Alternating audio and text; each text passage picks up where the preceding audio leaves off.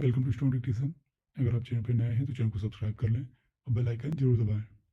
Dictation 5 second बाद शुरू होगा। Ready, start. महोदय, मैं दिल्ली के संबंध में भी कुछ कहना चाहता हूँ।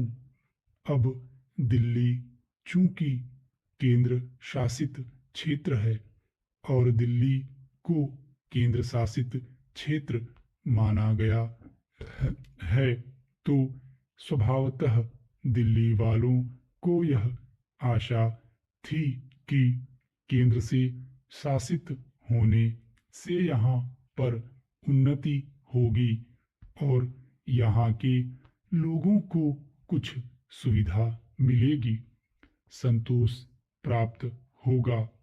किंतु मैं यह देख रहा हूँ और लोगों में भी यह भावना बढ़ती जा रही है कि जब से यह केंद्र शासित क्षेत्र हुआ है, तब से शासन में निरंकुशता आने लगी है और लोगों की ओर ध्यान कम दिया जाने लगा है। इसलिए मैं यह कहना चाहता हूँ कि दिल्ली प्रशासन के पुनर्गठन के ऊपर पुनः जोर दिया जाना चाहिए और हो सके तो उसके लिए एक समिति बैठा दी जाए और उसके लिए सोचा जाए कि दिल्ली का प्रशासन किस तरह का होना चाहिए। मैं चाहता हूँ दिल्ली के प्रशासन के संबंध में आप विचार करें। भ्रष्टाचार के संबंध में यहाँ बहुत कुछ कहा गया है। मैं पुनः उसको दोहराना नहीं चाहता, किंतु इतना अवश्य कहना चाहता हूँ कि आज देश में जनता का जो नैतिक स्तर है वह दिन प्रतिदिन गिरता जा रहा है। सरकार को यह सोचना चाहिए कि उनका वह नैतिक स्तर किस प्रकार उठाया जाए और किस तरह से लोगों की भावनाएं बदली जाएं, किस तरह से लोगों में अनुशासन रह सके। इसके लिए सोचना अत्यंत आवश्यक है।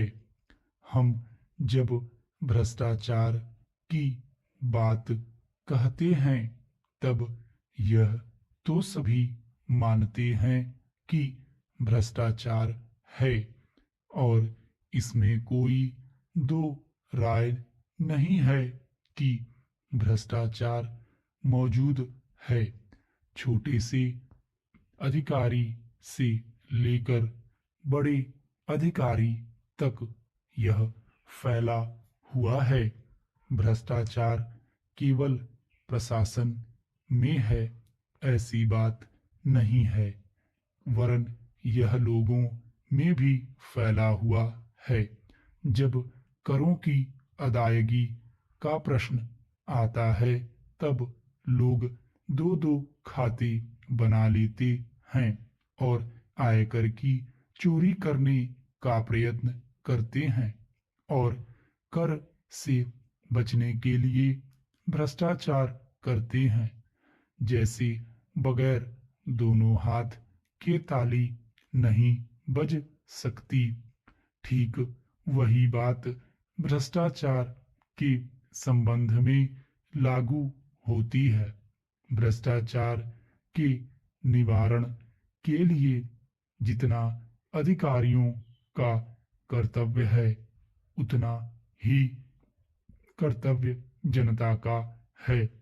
अधिकारियों को तो सतर्क रहना ही चाहिए, क्योंकि यह जो संसद है वह कानून बनाकर उनके हाथ में दे देती है।